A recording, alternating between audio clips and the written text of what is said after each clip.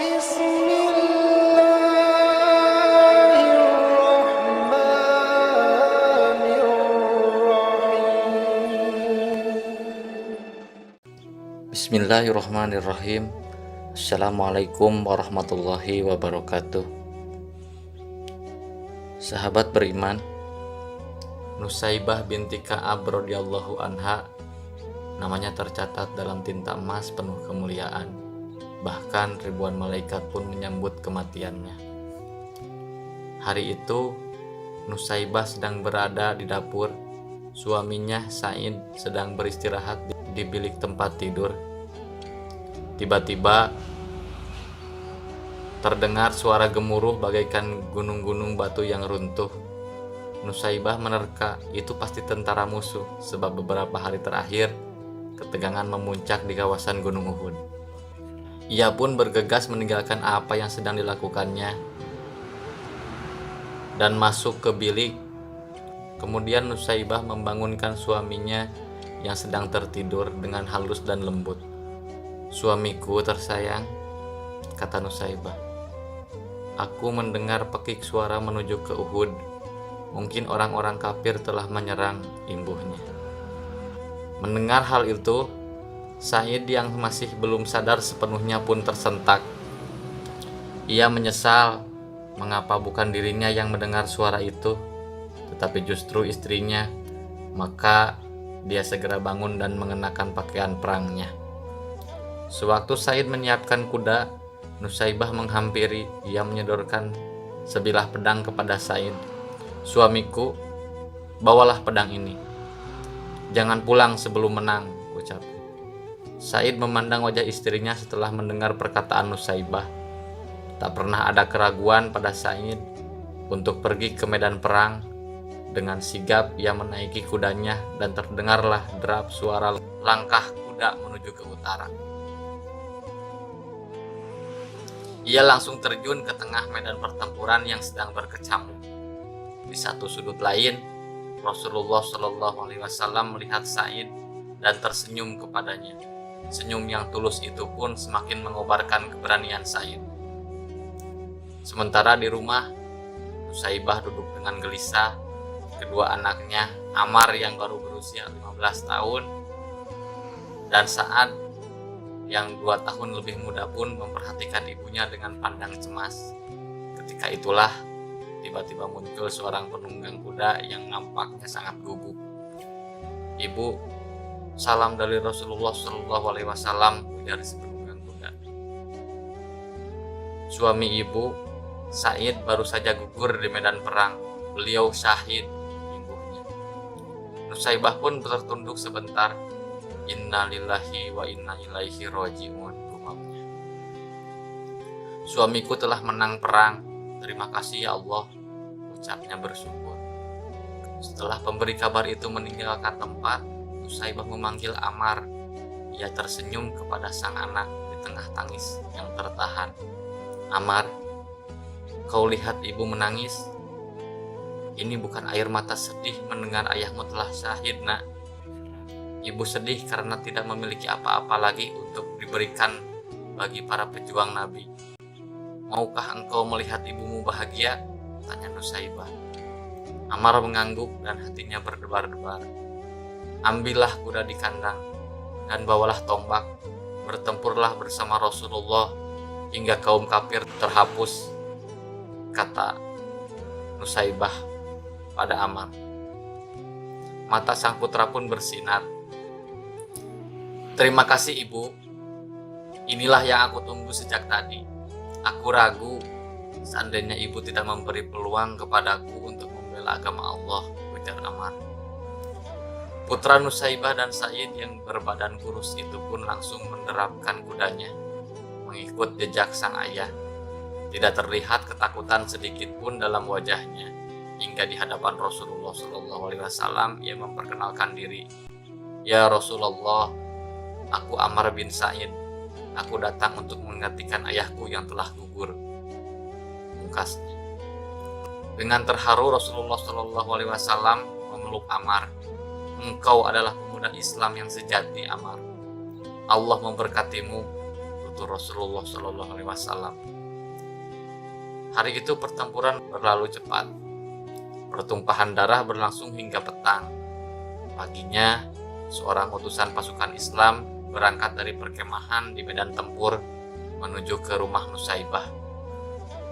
Setibanya di rumah itu, wanita yang tabah itu sedang termangu menunggu berita. Ada kabar apakah gerangan? Seru gemetar ketika sang utusan belum membuka suara. Apakah anakku gugur? Tanya Nusaibah. Utusan itu hanya menunduk sedih dan menjawab, betul. Innalillahi wa inna ilaihi raji'un. Gumam Nusaibah pelan, ia kembali menangis. Kau berduka ya Ummu Amar? Tanya utusan tersebut. Nusaibah menggeleng kecil. Tidak, aku gembira, hanya aku sedih.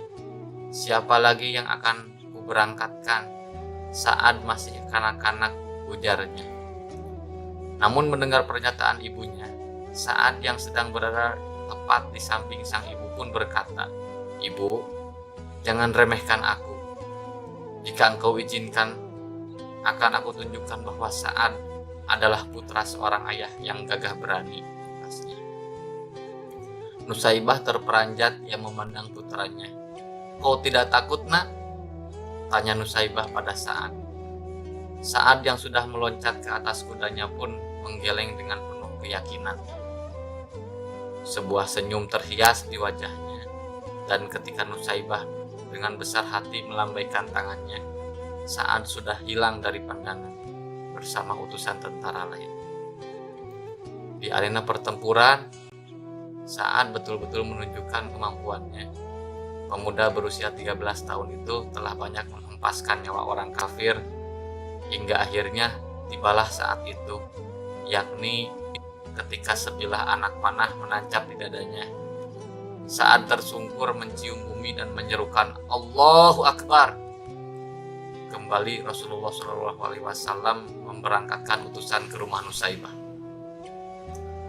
Mendengar berita kematian itu, Nusaibah meremang bulu tengkuknya.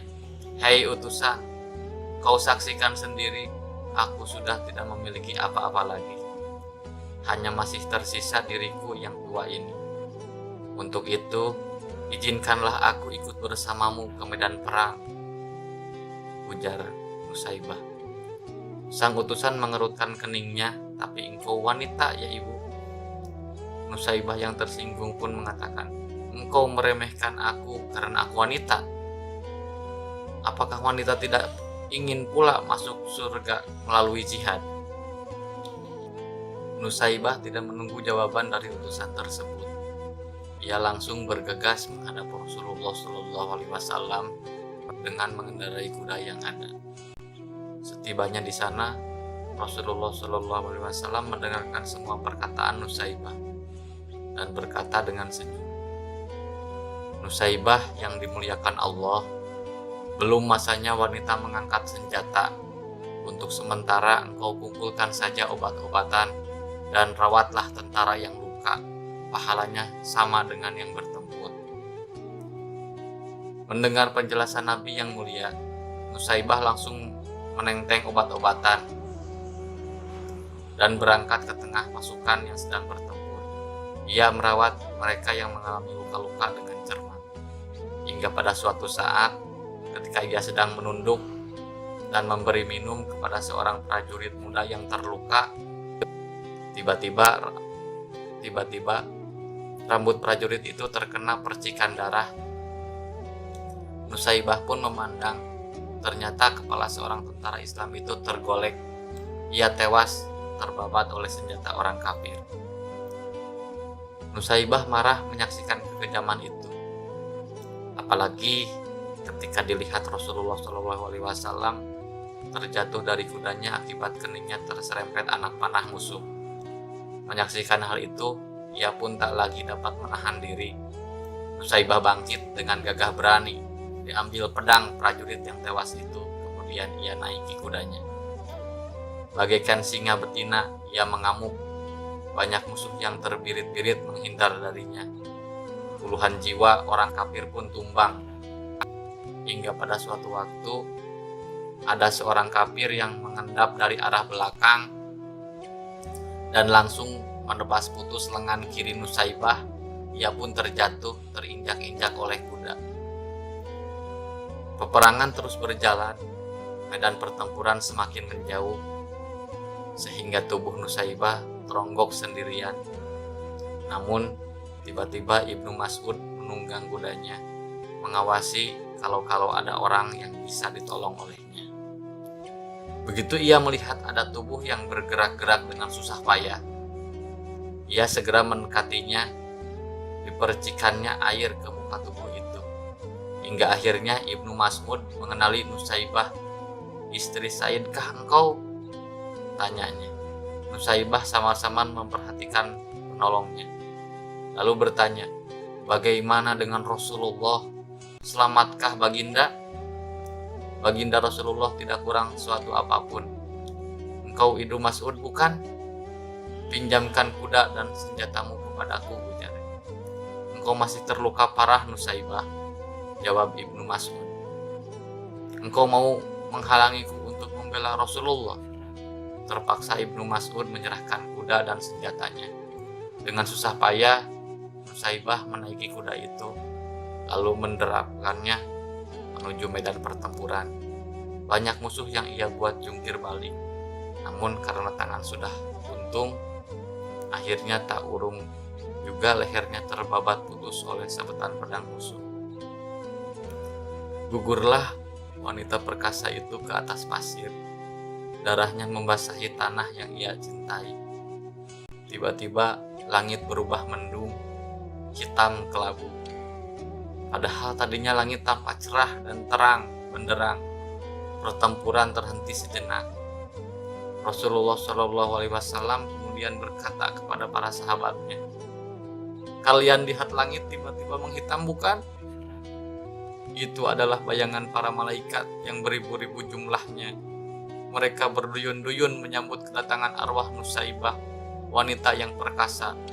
Subhanallah, Allahu Akbar, Allahu Akbar, Allahu Akbar." Sahabat beriman, tanpa pejuang sejati seperti dia, mustahil agama Islam bisa sampai dengan damai kepada kita yang hidup di zaman sekarang ini. Lantas, apa yang sudah kita perbuat untuk menegakkan dinul Islam? Sahabat, kisah inspirasi ini bisa menggugah jiwa juang kita agar tidak cengeng melepas anak-anak yang sedang berjuang. Sebab kalau ingin anak menjadi kuat, maka kita pun harus bisa menjadi ibu yang kuat terlebih dahulu. Semoga bermanfaat. Billahi taufiq wal hidayah. Assalamualaikum warahmatullahi wabarakatuh.